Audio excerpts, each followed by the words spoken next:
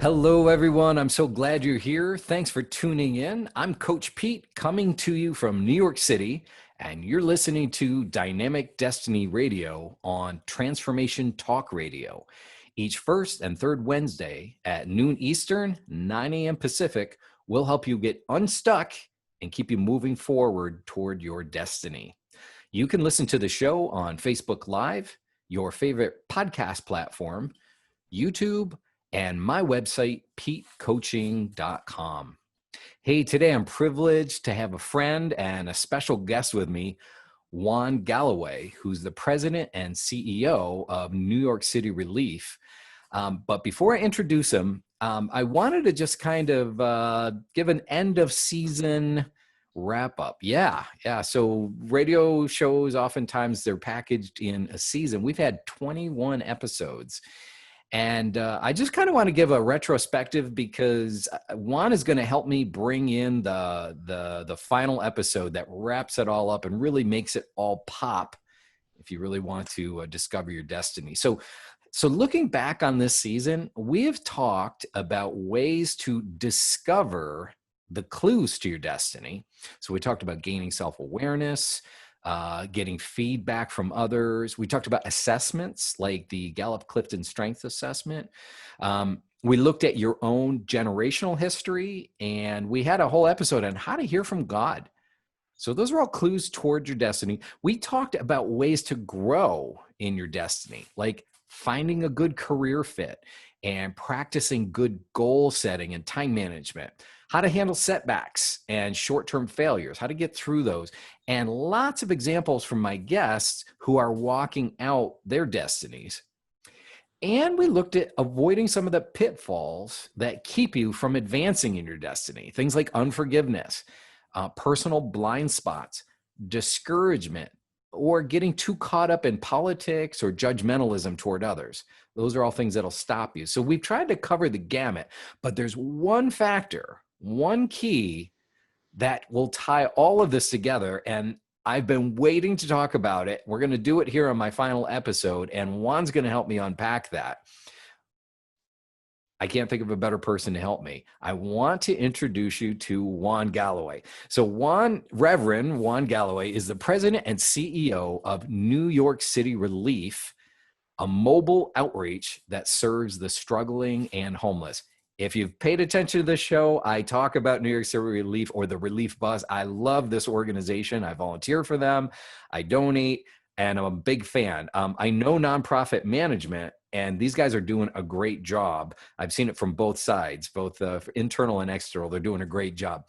Every year, New York City Relief takes thousands of volunteers from all over America to serve our friends living on the streets of New York City and New Jersey through their famous outreaches known as the Relief Bus or the Relief Buses. This year, New York City Relief celebrates 31 years of serving on the streets and has now served, get this, 7 million servings of food and beverage to the hungry. Juan has authored 3 books.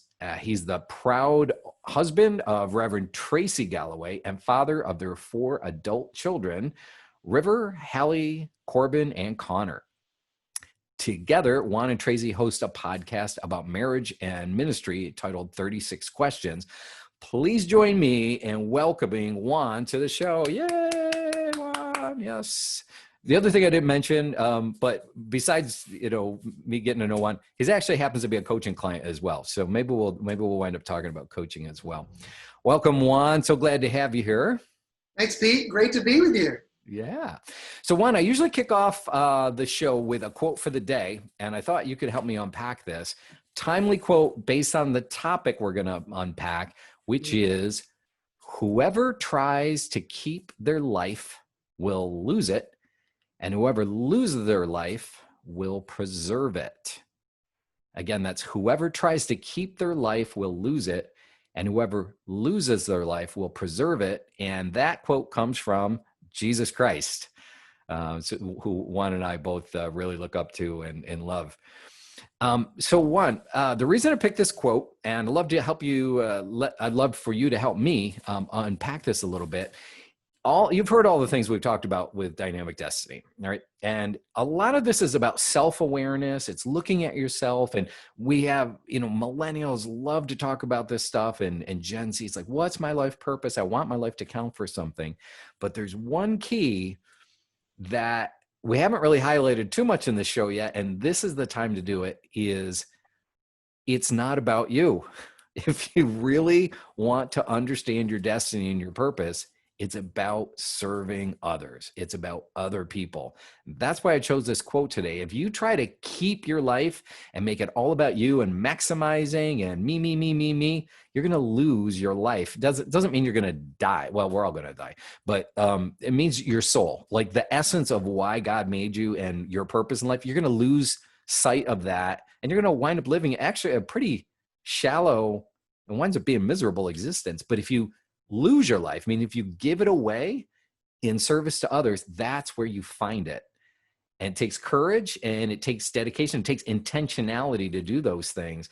But Jesus said that's where you're going to find your life. You're going to preserve your life. It's actually the thing that makes you come alive. Help me with this one, because you're living this your whole adult life, serving the homeless in New York City. Yeah, I tell you, it's interesting if you've ever traveled much like I have. And I don't mean travel as in stay in luxury resorts in other countries, although I appreciate that. It's really getting to know people in other cultures. You find out the richness of their culture. And usually Americans, we're really proud of who we are as far as our country. And we have a great country, a lovely country.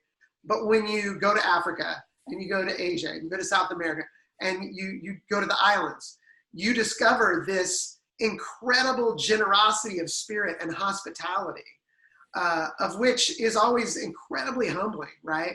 They're willing to basically give you the best food they have rather than eat it for themselves. And there's this joy in giving and serving others.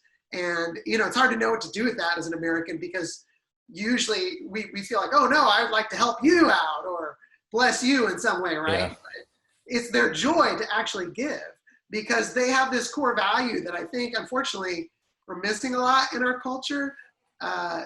Unfortunately, I grew up in the 80s as a teenager, and it's kind of like whoever had the most toys wins, that kind of thing. Yeah, that was a statement there was bumper stickers that said that. Whoever dies with the most toys wins. Unfortunately, my family, my mom and dad, they lived by that motto, you could say. My father, when I was growing up, he had 13 Porsches. He had, a couple Rolls Royces. We lived in a home with 13 rooms and 7 bathrooms, or 30 rooms, I should say. We had an elevator to the 3rd floor. We had a lot of stuff, but we were lacking those things which I think really matter. We were really bankrupt morally and spiritually. And so my parents had a very thriving, successful business. They had it all, but it was pretty empty and pretty dark as a kid, is what I remember. Until there was a radical transformation that happened. And then we ended up, my parents started New York City Relief 31 years ago. Wait, Juan, I got to ask you, what was the transformation that led to the shift?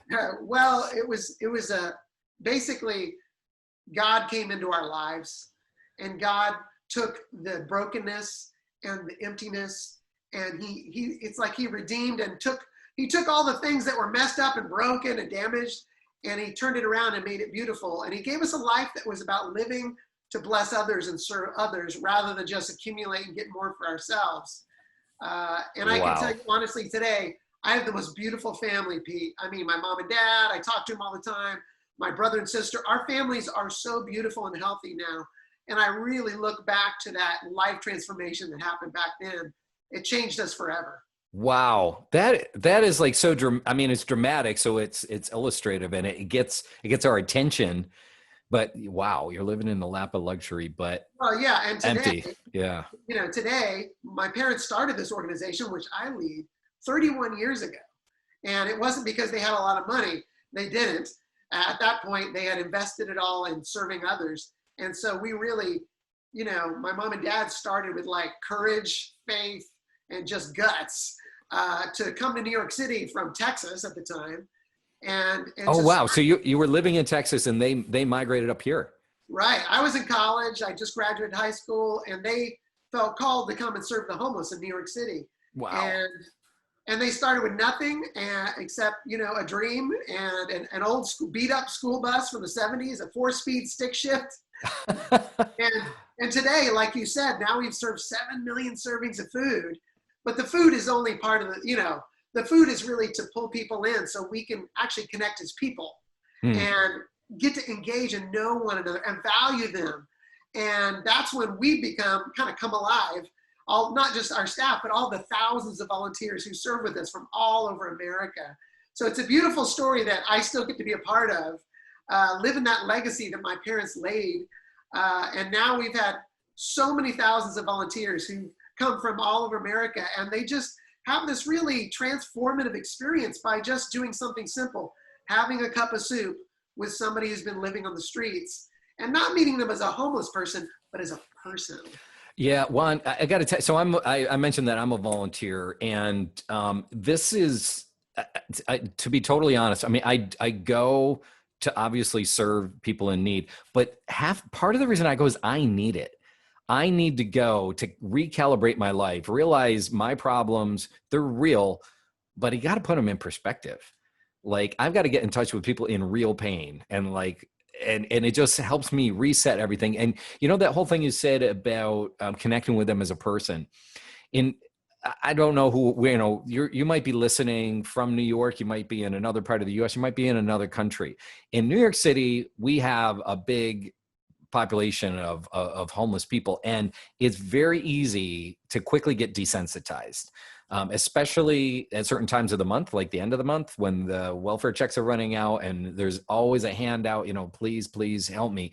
And you can shut down, you can get hardened and not look at him as a human anymore or as an individual. And whenever I go back to Relief Bus, always the next 2 weeks at least, I'm reconnecting with people, and I'm looking them in the eye, and I'm talking to them. And if I do have something to give them, I'll certainly do that. But you learn, and you guys actually train us on how to better connect and serve with people in need. And it's awesome. It's been a great experience. And I also know, from organizationally, administratively, because I told you I coach Juan, so I get involved with his organization. It's a very well-run organization, fiscally, and just the passion and the heart that everybody on their staff serves with. It's a worthy cause. So look, I'm going to have links in the show notes to New York City Relief. I want to encourage you to get involved. Come up to New York and volunteer. Do that, but if you can't, donate, or whatever you can do to help these guys, because it's like, in my mind, one of the Cadillacs of nonprofits to donate to. So, hey, you are listening to Dynamic Destiny with Coach Pete Cafarcio. I'm here with Juan Galloway, President and CEO of New York City Relief, and we're talking about the paradox that's going to unlock your destiny, which is, if you try to keep your life just the way you want it, you're going to lose it. But if you give your life, you lose it and give it away, that's when you're going to find it. And Juan's been telling us his great background of how his parents started New York City Relief. And if you're just joining us, welcome. Juan, continue. Tell us more. Yeah, so Pete, like you alluded to, New York City has the largest homeless population in America. There's like 80,000 people who are struggling with homelessness. Now, ironically, we're in a city with the most billionaires on earth. So you have wealth and poverty right up against each other. And this dynamic of an incredible, diverse from every nation on earth population in New York City. And so what we do that's unique is we have a mobile soup kitchens. These buses basically open up like a transformer. The soup goes out, the smiles light up, people are excited. They get to sit down and not just have a cup of soup, but they get to meet somebody who cares. The staff, the volunteers, we don't just dole it out. We actually ask them, what are your stories? Tell us what's going on. We want to listen. We want to hear from you. We value you as a person.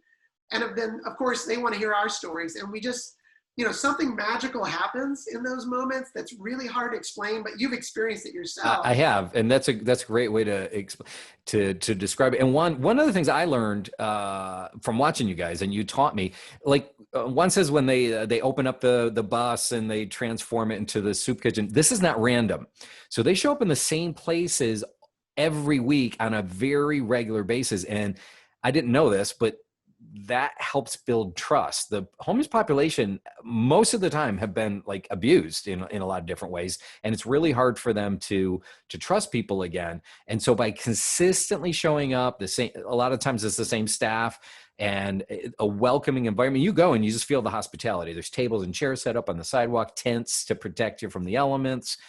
And it makes that environment a whole lot more conducive to building that trust and to making those kind of connections. That has helped me. I've got a homeless guy in my neighborhood. He's a fixture here, and I had to realize, you know what, Pete, take it easy. Just keep being consistent. Keep reaching out to him so that he can start to trust you more. So we can make some connection there. And I always look him in the eye. That's another thing I learned from you guys. Yeah, and all of it is building relationship because they're so isolated. I mean, it's ironic, 20 million people, I think, in the metro area, and they're all alone. And so that, of course, is psychologically crushing. And to see so much wealth and to be so deprived, it makes someone feel as if, I'm a nothing and I'm headed nowhere and I've got no future. And so by building the rapport and treating them like a human, we humanize them. Their self-esteem starts to pop a little. They start to spark. And it's like, we're here to help. Not only are we just your friend, we'll help you find a shelter, housing, job training, detox, rehab, addiction recovery help, really anything we can do, medical care to help them get back on their feet. So it's practical tools. It's social work. It's follow-up care.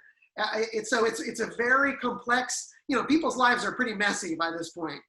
It's a disaster zone. And so we go in there, we go in deep to say, we're in for the long haul and we're going to hold your hand. We're going to do this together. We're not better than you.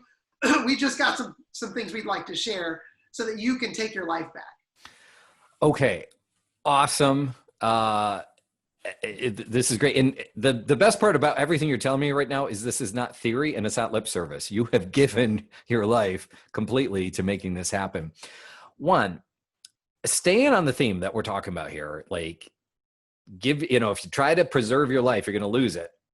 We're a lot of, at least middle income Americans and more, we're always thinking solve a problem. How can I solve a problem? And here you are, 80,000 homeless in New York City. You're not reaching all 80,000 of them. And also the issues that people come to you with the things that are causative for becoming homeless. And by the way, I know from volunteering, it's not just people who have no home. It's a lot of like really low income people that are trying to supplement and have those kind of connections. But what if somebody, would say, oh, well, you're not going to solve that problem. You're not going to make a difference. And I've got to imagine for you yourself, the need when you think about it from a big picture, it's got to sometimes feel crushing or like, are you really making a difference? Right. What do you tell yourself in those situations? Yeah. And I think a lot of people think that it's so overwhelming, especially in New York City or other cities, to see homeless people everywhere maybe. And it's like, well, what good is my dollar going to do? Or my 5 minutes going to do, or whatever. And I think we're looking, of course, through the wrong lens when we do that. Well, what's the right lens? Well, I think when it's to see every individual as somebody's son, somebody's daughter. I have 4 kids, Pete. What if that was, in fact, one of my daughters has special needs? What if my special needs daughter was on the street begging? Would I see them as a nuisance and a loafer and someone who's just, trying to leech off society? Of course not. Oh, it's your fault. Yeah. I would say, oh my God, let's do something, right? I mean, it's my daughter. I would do anything for my daughter, right? And that is someone's daughter, and they are precious. And I think that we need to see them through that value system that says, regardless of if this person is begging, if this person is able to hold a job, all these preconceptions and stigmas and stereotypes. It's just, what if it was me? Would I want someone to treat me with kindness, regardless of if I was going to get a job the next day, right? Or go to college. And by the way, I've seen people get jobs and get off the street. I've seen people get their college degrees and get off the streets. This is happening. This is not, oh, it's just impossible. No, people's lives are being changed every day because someone shows up and cares enough to believe in them. I'm sure, Pete, you had people believe in you, and that's how you got absolutely. that day. Yeah. I absolutely had people who changed my life because they thought I was worth investing in, right? And telling me, like, I believe in you, Juan. You got this. You can do this. And when I didn't believe in myself, well, everyone deserves somebody like that in their life to say, I think you're worth it. I see value in you. And for me as a Christian, I say, I see God in you. I see you made beautiful in the image of your Father. Just like every father sees his own kid and you're like, oh, that kid looks like me. It's like you just see something special. Even when the outside maybe doesn't look so beautiful or things aren't going right, you see through that and you see potential. And that doesn't come natural to all of us, okay? Looking through the outside facade, which may not be pretty, may be dirty, and to see, there's something that is more beautiful than anything in the universe inside this soul, right? And that takes, I think, for us as Americans, taking off the faulty lenses, cleaning them off. There's a lot of gunk on here. That's my culture. Putting them on, I think, with God's perspective and saying, oh, wow, this person is really cool. And you don't know it unless you get proximate, you get close. You ask them, who are you? Where are you from? Tell me, what's your dream? And I love that. That's my job. I get to ask someone who's homeless, who's sleeping on the subway, what's your dream, Bob? What's your dream, Terry? And a lot of the answers I get are, sometimes it's sad, it's heartbreaking. Wow, dreams? I don't have a dream, man. I'm just living day to day. But other times it's like, I just want to get a job doing construction or maintenance or, something so simple, getting a security job. And of course, my immediate response is, I think you'd be great at that. I can see that in you. You got this, maybe we can help, I hope. But I think you could be really good at that, just believing in them no matter what the dream is. Wow. Hey, Juan, real timely issue right now. Thank you, by the way. This is awesome. And my listeners can all tell, they can see the passion in you right now, which is great. Juan, what the heck is going on right now with the pandemic? How is that affecting the homeless population? How's that affecting the way you guys minister to them? Yeah, it has been difficult. It's been really difficult. In New York City, we already had a humanitarian crisis with 80,000 people homeless. That is a disaster in any place. Yeah, right. But You don't need a pandemic. And then comes, this wave of infection, which shuts down every restaurant, coffee shop, public restrooms. Where are they supposed to go? Because we're all being told, stay home, stay safe. What are you supposed to do when you can't stay home and it's impossible to be safe? When your shelter system in your city is filled with people who are coughing and infected with COVID. And so you have to literally flee from the place of safety, the shelter, and maybe sleep on the subway. And then they kick everybody out of the subway in order to clean it out to keep people safe. And it was cold in the beginning of the pandemic, okay? It was early spring and it was freezing sometimes, literally, outside. And so it was a disaster, Pete. I was afraid, honestly. I was nervous. I was afraid. And basically now there's documented 1,500 cases of homeless people who contracted COVID. And now 100 people have died who were homeless from this. Currently, we've got about 77 homeless people who we know have the virus. The truth is these numbers don't reflect reality. So many homeless people never got tested, will not get tested, and are passing away, and we'll never even know their names. And so this was a very scary time for us. What we saw was more people coming to our outreaches, and we have 7 outreaches a week. We saw more numbers down the street, around the block, lines like I've never seen in 31 years. Wow. People are desperate and afraid. They need just the basic food to survive because many of the services for the homeless community have been shuttered during the pandemic, especially the beginning of the pandemic. And so the desperation was so real and tangible. And so we had to keep them spread out 6 feet apart around the block, right? We had to provide masks. We had to find masks. We had to provide hand sanitizer, and we put sinks out at our outreaches so they can wash their hands. And they love this. They're like, thank you so much for doing this for us. We've never even seen portable sinks, right? You have. And so we're giving them the to-go meals now. So you're still doing the soup, but instead of handing it to them, you're put in a to-go container. Yeah, it's like a sack lunch so that they won't, be mobbed up together and possibly infect each other, but they can safely disperse and feed themselves with hot food, and nutritional food to keep themselves alive. And then, of course, the few resources that still exist, we're the experts telling them, here's where you can find clothes, here's where you can find showers, because every, door has been closed. Even the shelters, many of them, they won't let anybody inside, and so they can't get a shower. So we're providing even cell phones now so that they can get in touch with our follow-up care team so we can continue to journey with them and get them what they need to survive. Yeah. Well, one of the just overall narratives around COVID's first, a lot of people, this is an inconvenience, but for people who already have issues, this could push them over the edge. And yeah. Okay. Well, I'm Coach Pete. You're listening to Dynamic Destiny Radio with my guest, Juan Galloway, who is the president and CEO of New York City Relief. When we come back, we're going to hear more about Juan's own destiny of how he came into this and the life message that he's developed.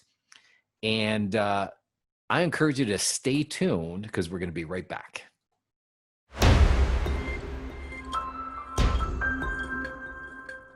We're back on Dynamic Destiny Radio with Coach Pete, where we unpack your powerful potential. As a reminder, you can catch archived episodes and get lots of helpful content and resources at my website, petecoaching.com. That's petecoaching.com. Well, we're here with my special guest, Juan Galloway, who's the president and CEO of New York City Relief. It's a outreach to the homeless population here in New York City. And we've been having a great time hearing more about the great work that you're doing. But we're also talking about general concepts. I'd love to have guests on my show who are walking out a life purpose and a destiny. Juan, what would you say is your life message that you've discovered as you've been serving people? Yeah, well, I am a minister, Pete. So I definitely, all my destiny is wrapped up in God. And, really, I feel like a lot of people get hung up with the vertical, connection to God, the form and the style and all that. But what do you mean vertical connection with God? Can you explain that a little bit? How we approach him through our religious activities. Okay. That could be mass for some people. It could be prayer. It could be singing songs. It could be going to church. But I think where I've had the most breakthrough is with God and my destiny and growing as a person is the horizontal connection to people. Is that when I connect with people, people are made in the image of God. And so when I connect with people, that's where this thing I'm searching for, which is love, because God is love, it becomes real. It gains traction. It transforms me and the people around me. And so I meet God so much on the horizontal, as much or more so sometimes than that vertical kind of religious, processes that I do. And I do love all of those things as well. But I'm the person that actually takes thousands of people a year, or my team does, out onto the streets to meet people who most people don't want to talk to or have anything to do with, right? Yeah. It's kind of people who've been kind of the pariahs of our society, but we find these diamonds in the rough, right? We find these people who are amazing, and we meet, the Bible says in Matthew 25, Jesus said it himself. He said, when you do it unto one of the least of these, and when he says one of the least of these, he's talking about the poor, the sick, the handicapped, the prisoner, people who are lower in society. He says, when you do something to them, to help them, to love them, you're doing it unto me. And so there's this cosmic, spiritual crazy thing that when we meet someone who's broken or struggling, when we actually are meeting God through that person. And there's something about that connection, that interaction, that frees us up and helps us to become the kind of person we've always been wanting to be, more selfless, right? Less selfish, more others focused. And that's what your whole theme is right now, right? Is talking about that. Well, Juan, okay, so I've discovered the power of what you're talking about. I wish I could say I'm walking it out as frequently as I want, but so that's why I force myself. I schedule this, like go volunteer, go outreach. What would you say to somebody who's like, yeah, I want that, but I just can't bring myself to do it, or I wouldn't know what to do if I actually did. I like what you're telling me, but I just can't seem to make the leap or whatever. I mean, what would you tell someone like that? Yeah, well, I think most people feel that way. Anytime we're facing a new, challenge, or we're taking a risk, something that's out of it's a risk for sure. Yeah. It's out of your comfort zone. It's out of our comfort zone. And we're like, well, I don't know what to tell this person. I don't know how to help this person. I don't know. What if they say something weird and I don't know what to say? And it's like, just stop it. That's all, because that's all about you, isn't it? Just put aside all of those things. And here's what I do, Pete. And even though I do this for a living, if you want to call it that way, I carry around socks in my laptop bag, because I'm a business guy. I'm going to meetings in New York City, back and forth to the high rises. And I'm passing people who are obviously begging. And I just stop because I carry socks. They're in fact, I have some right here. I have a brand new pair of Bombas socks. Oh, they advertise that they give away, what is it? Like what? For every pair you buy, they give one away to someone who's struggling with homelessness. Okay. So I stop and I see the person and I say, excuse me, would you like a brand new pair of socks? And let me tell you, this is the number one thing people ask for who are homeless in America is socks, because they live on their feet. You can't take a shower very often. This is a lifesaver. And so, of course, they go, oh, yes, thank you. And it opens the door and I say, my name's Juan Galloway. What's your name? And I shake their hand. I touch them. I offer it at least. And I do, just right there, I have broken through invisible walls of so many kinds and just start to acknowledge them as a person, connect with them, ask them their name to show I care. I'm identifying you're a real person, not a homeless guy. And I want to have a moment, and just treat you as I would treat anyone in society. And I can tell you, Pete, 9.9 times out of 10, I have a great interaction. They appreciate it. They smile most of the time because they're happy that I gave them the time of day. I'm not doing much. I usually spend about 5 minutes in that interaction, and I just get to know them. Well, what we were talking about earlier, you don't feel like you have to solve all of their problems. You're just recognizing their humanity and making that connection.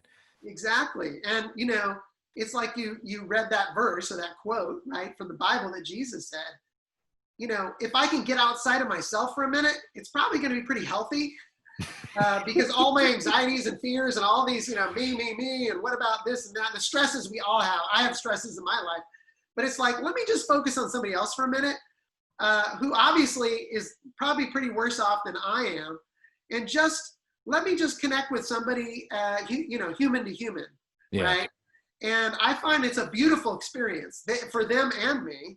And I usually carry a little connection card with me. I wish I had one right now. I wasn't prepared, but it's basically a little like business card. It folds up and it shows all of our outreach locations. So I say, why don't you come see us? Have a cup of soup. Maybe we can help. Keep talking. You got some? I think I have mine. Yeah, I think I have one. Now I think about it, it's in my wallet. I carry them pretty much all the time.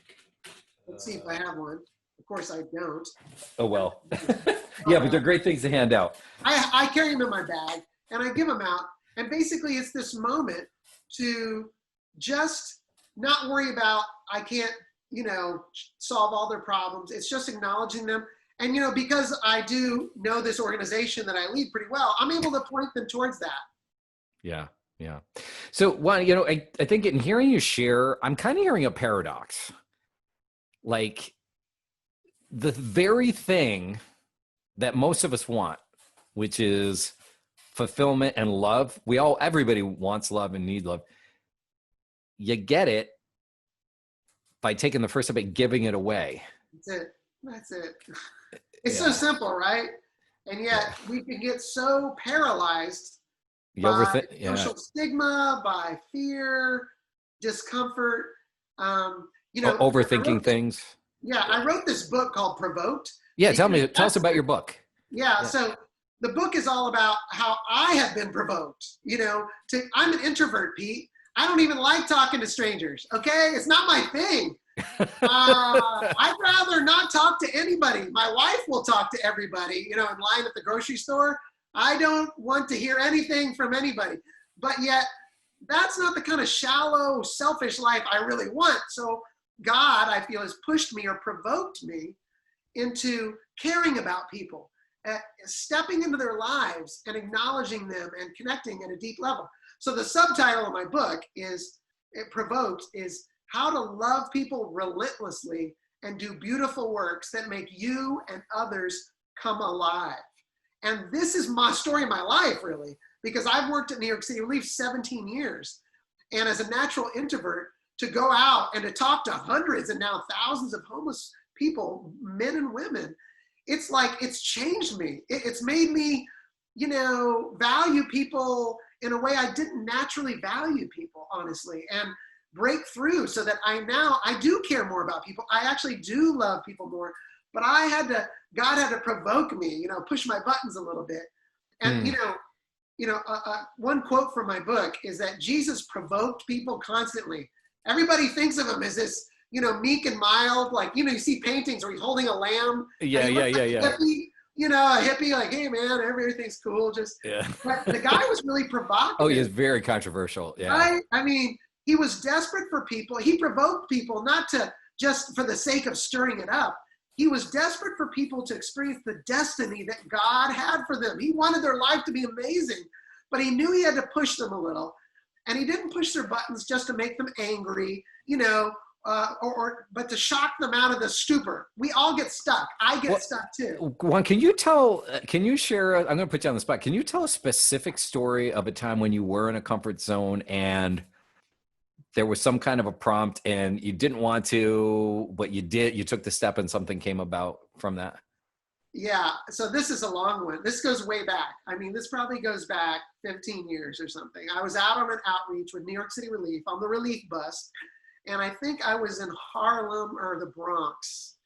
And I saw this man who was, you might say he looked stereotypically homeless. He had a big beard, he's African-American, and he was kind of scruffy, okay? And he was sitting on some steps eating a cup of our soup, and I had my go-to opening line. I do this every week. I'm like, hey, how's the soup?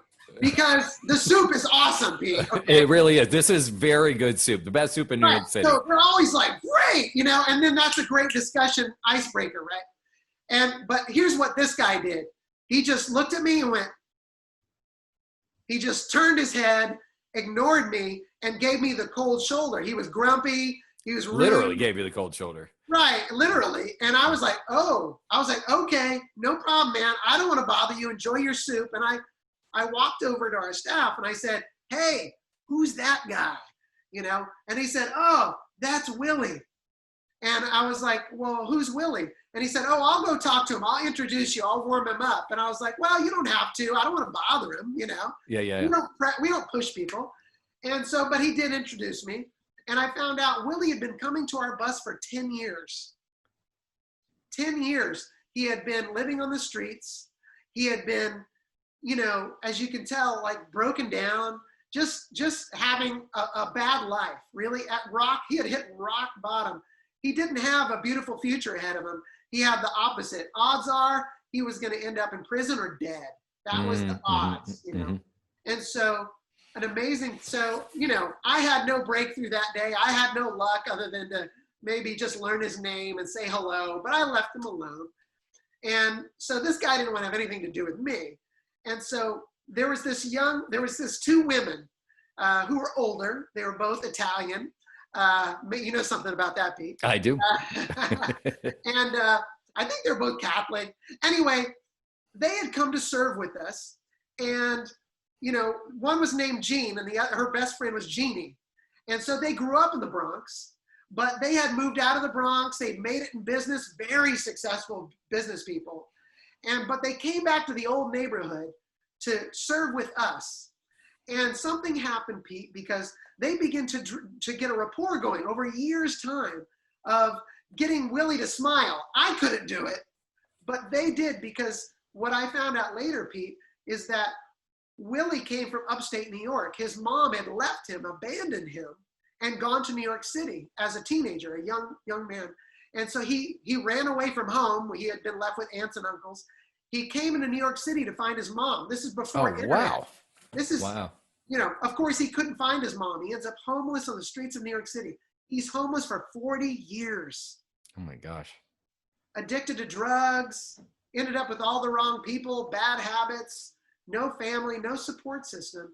And so he'd been coming to our outreach over 10 years. And so these two women, they began to serve as almost the mother he never had. Mm-hmm. And so Willie became very sick. He actually was taken to the hospital. He's vomiting blood. I'm sorry to be so graphic, but it was life-threatening. And Jean and Jeannie found out, word on the street, Willie was in the hospital. They came to see him. They brought balloons and candy and cards. His mind was blown. And he decided that day, I didn't believe in myself and that I could change. But he told me, he said, because they believe in me, I decided maybe I'll give it a try. Maybe I can change. And so he's my friend today, because years ago when he got out of the hospital, he got off the streets. He got into a rehabilitation program. He became his spiritual life came alive. He has his own apartment. He's a new man. He's been reunited with his daughter and grandchildren. I mean, the man has a second lease on life. He's on my Facebook friend list. He'll text me, he'll message me, he checks in on me. And it's a beautiful thing, Pete, that, you know what, from the outside, when I looked at that guy, I thought, no good will ever come of this, right? Through my human eyes. Yeah. But because, and let me tell you a secret, those two women, they were scared to get out of the bus. They wouldn't even get out of the bus to go talk to people, but they just used through the window, they just spent their energy and their love and affection on this man because they saw something beautiful in him that he couldn't see in himself. And so just because they showed up, Pete, and I think that's a long story to give a simple answer, just show up. Okay, just show up. So get over your hurdle.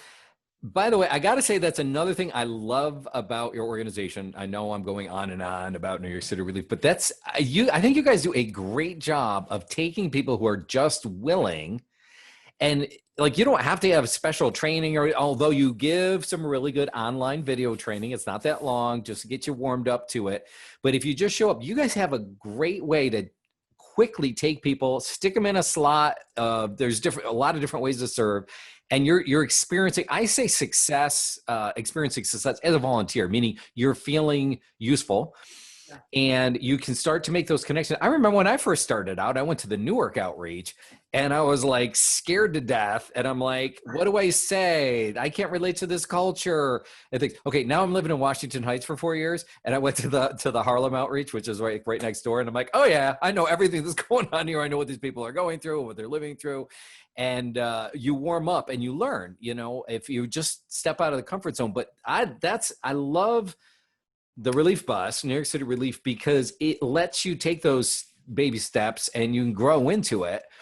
I never wanted to, I tell you, one role I never wanted to do was to sit with people on the sidewalk in the chairs and just visit with them. I'm like, what am I going to talk about? And you know what I found out? They actually helped me. As I would just be there and be present and start conversations. They're the ones who helped me open up and just lose, the pretension and all that other stuff, and just really help me connect. Juan, I think it's time for Make It Real Challenge. So if you could give me a drum roll, this is going to be our final Make It Real Challenge of the season. Here we go. Ready? Bam. Okay. Here's your Make It Real Challenge. If you live in Metro New York area, I want you to contact New York City Relief. The links are going to be in the show notes here, or just Google New York City Relief and sign up to volunteer. Okay. Now, in COVID, if you're over 50 years old, they're not going to let you volunteer if you're under 18. But if you're in that age group, do it. If you can't, I got a fallback for you. Get Juan's book. Go Get Provoked. Okay. That's also going to be in the show notes. And you can read about it, and it'll sensitize you to it, to not just, this isn't just, if you think this show is about homelessness, you're missing the picture. Okay. It's about giving your life away to serve other people. And that's where you're going to find your destiny, your purpose. And just like Juan said, what a beautiful life message he said. Hey, I used to think it was all about the vertical, but now I'm helping people get unstuck out of a religious trapping and realize at the horizontal is really where you're going to also connect with God in a lot of ways, even more meaningfully. So that's awesome. Hey, I want to thank everyone for tuning in to the show. As we wind down, I do have a favor to ask. If you benefit from the show, and we've had a whole season, if you benefit, please, please, please share this with other people. Let them know. All of the archived episodes are on YouTube now, and they're all in a playlist. Okay, Dynamic Destiny. Just Google it, Dynamic Destiny, or go to YouTube, search for it. You'll find it there. Share it with your friends. If you're listening to this on the podcast, like the podcast. Okay, these are all things. These ratings help to drive up what the platforms view, and they'll help to promote it more. That would really help us get the word out on Dynamic Destiny. I want to review the quote for the day again, which is, whoever tries to keep their life will lose it, and whoever loses their life will preserve it. And that's from Jesus Christ. Juan, we just have like a minute or a minute and a half left. Final words from you. Anything you'd like to share with our listeners? Well, I just, it's funny that, the more we try to climb up and achieve more for ourselves, the more sometimes our soul turns into kind of a black hole. You can never fill it enough, right? With achievement, performance, things, material things, whatever, but when you get outside of yourself and you connect with someone very different than you, maybe a different race, different culture, different background, different religion, whatever, right? Whatever, they become a mirror. And there's something transformational about that. As you enter into their world, you begin to see your own life more clearly. It's ironic. You do this for them, but then it benefits you. And so, that's the whole theme of this show. And so I just want to challenge people, like, if you want to be rich in life, not just in your bank account, if you want your life to be full of just richness and fullness and satisfaction, and one that's just thriving, and, one that other people come and they really get to enjoy you, not put up with you. It's really about being the kind of person, and this is the way Jesus was. He was approachable by the rich, the poor, children, the aged, whatever. He was accessible. And so think about making your life more accessible to people who may be nothing like you, but then once you get to know them, you'll find out you have a lot more in common than you think. All right. Hey, that's great. Great message. Hey, I want to thank all of you for tuning in to Dynamic Destiny Radio. I especially want to thank my guest, Juan Galloway, President and CEO of New York City Relief. Thanks, Juan. You did great, and you taught us so much. I had a wonderful time. I hope you did too. Please like and share this. And again, all the archived episodes are available on YouTube. I'd like to say tune in next time, but we've ended the season here, and I'll certainly let everyone know when the next season fires up. And I want to leave you with our parting thought. We always do this. Remember that you really are God's gift to the world, but we need you to be the best version of you that you can be. We're depending on you. Thanks so much. Bye-bye.